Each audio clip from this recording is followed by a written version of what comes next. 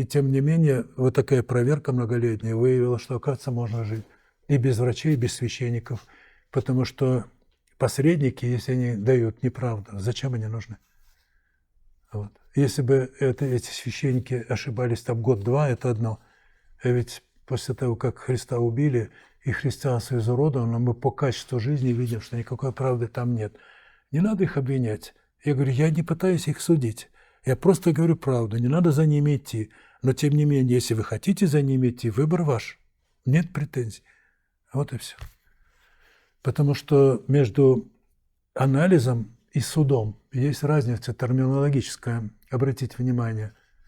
Моя душа терпеть не может лжи, терпеть не может вот этого слащавой этой подачи лжи. Это же не религия подается, это ложь. И ложь я чувствую, мне она неприятна. Я имею право говорить, что они лгут? Имею. А в чем суд? Мне говорят, ты же судишь их? Я говорю, нет. Потому что суд – это что такое? Судья выносит приговор. Скажем, ты должен сидеть там 20 лет, или ты должен уплатить штраф 500 000. Это уже наказание. Вот суд приводит к наказанию. Я никому не выношу наказание. Я не хочу, чтобы они все там умерли, и чтобы у них там, вот они покалечились, все. Это уже суд. Я никогда никому не желаю плохого. То есть я никого не сужу. Но моя душа протестует против лжи и имеет право сопротивляться, имеет право давать анализ, имеет право выносить суждения. Имею право? Имею. Если я человек, а если я в компромиссе живу, ну тогда, извини, ты не сопротивляешься лжи. Я тоже записываю иногда неплохие такие эти шорцы есть. Говорит, самая лучшая лекция в мире. Какая? Вот профессор говорит на аудиторию, вот, и вдруг он девушке говорит, вот вы конкретно спрашивают фамилию, да, вот такая фамилия, вы сейчас покинете лекцию и никогда больше на нее не приходите. Все. Она говорит, ты можешь, я с вами спорить не буду. Я сказал, все. Выгнал ее без причины. Она ушла. Вот. И он спрашивает, по-моему, все вы согласны, что я правильно поступил, что я выгнал? Справедливо? Ну, нет, говорит, за что вы его выгнали? Это несправедливо. Он говорит, если это несправедливо, а почему вы молчали?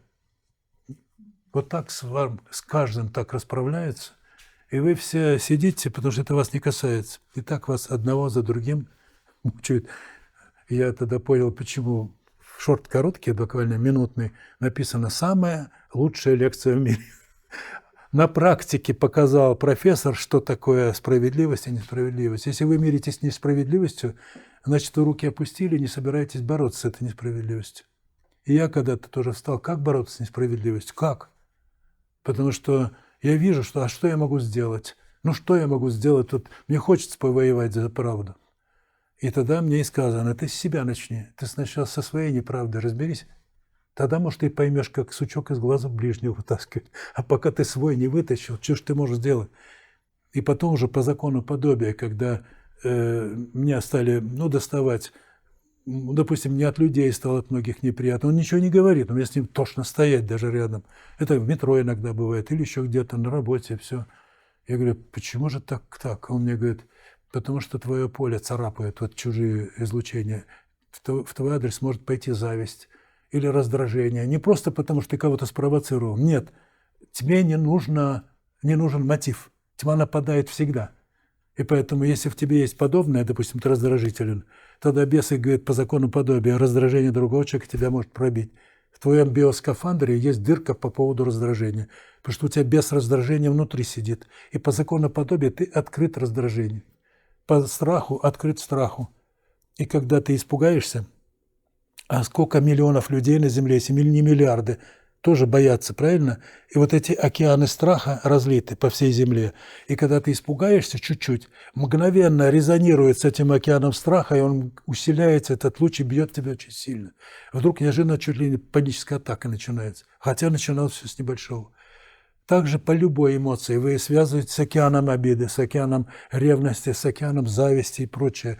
Поэтому мне и тогда и сказали, твоя броня есть твоя чистота. Когда внутри в твоей крепости ничего не будет такого, тогда они тебя пробить не смогут. Вот только тогда ты будешь боец. настоящий. То есть ты оденешь броню, оденешь те доспехи, которые позволят тебе воевать с тьмой. Тогда ты можешь это другим предлагать. Вот же как все строится. Не просто так я вышел, я там это буду делать, это слова, все это одни слова. Значит, по страху, вы понимаете, да? Страх я победил верой в Бога. Что Бог – это не просто вот Бог, это сила, которая творит вселенные. И Богу не проблема защитить меня от этого зла. Чего бояться тогда? И меня проверяли. Меня бандиты задержали в гостинице в одной и сказали, пока ты не заплатишь, ты не уйдешь. Потому что прежде директор гостиницы, я помогал ей, ее сыну, много чего хорошего сделал. И она мне разрешила жить в 2 номерах, которые были выведены из обращения. Ну, они как бы числились под ремонтом.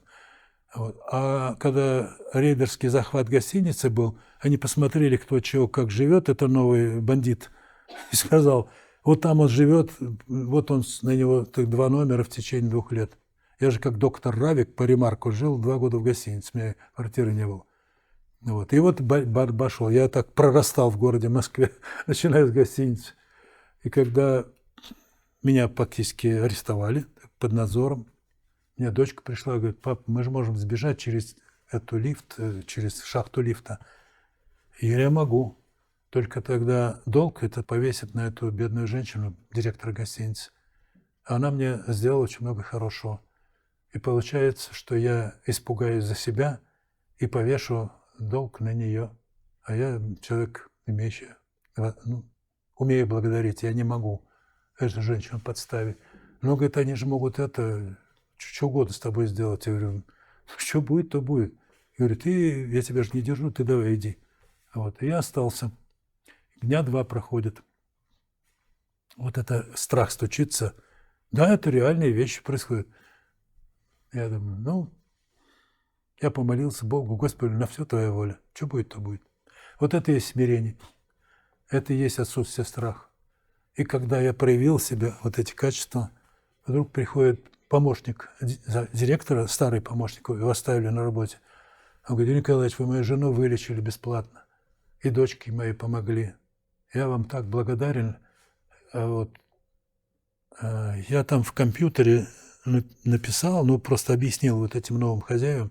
Посмотрите, что эти номера были выведены из обращения. Это просто был склад хлама всякого.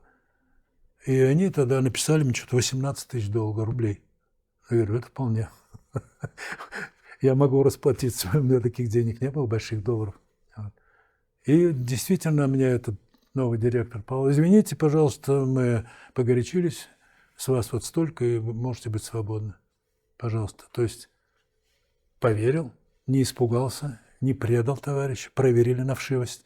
Если ты говоришь и делаешь, следовательно, Бог на твоей стороне. И приходит вариант, пожалуйста. И так было много-много раз. Это такие яркие случаи рассказывают, когда и бандиты прихватили уже, на квартиру приходили с пистолетами разбираться. Тоже выйти или вызвать ОМОН, как мне жена говорит, вызови ОМОН. Я говорю, нет. Опять же, вот проверка на страх. Вышел, да, угрозы там, все. Я спокойно поговорил с ними. Оказывается, далеко не я виноват в этом. Разобрались, они ушли. То есть 10 минут такого напряжения было. Вот. Все вот одно дело говорить, а другое дело говорить и делать. Почему это мы возвращаемся к тому, что надо быть в религии практиком, а не теоретиком. Ведь в теории я разобрался довольно быстро, как только мозги я поставил под контроль души, я сразу все понял, где неправда, почему нам лгут, почему обида греховная, почему страх греховен. Страх запирает солнечное сплетение, а отсюда душа связана с телом.